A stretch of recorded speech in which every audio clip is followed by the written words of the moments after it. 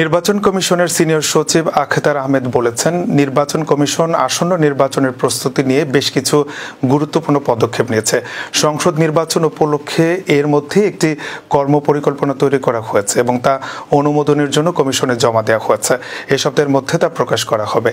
সোমবার নির্বাচন ভবনে নিজ কার্যালয়ের সামনে সাংবাদিকদের এই কথা জানান সচিব।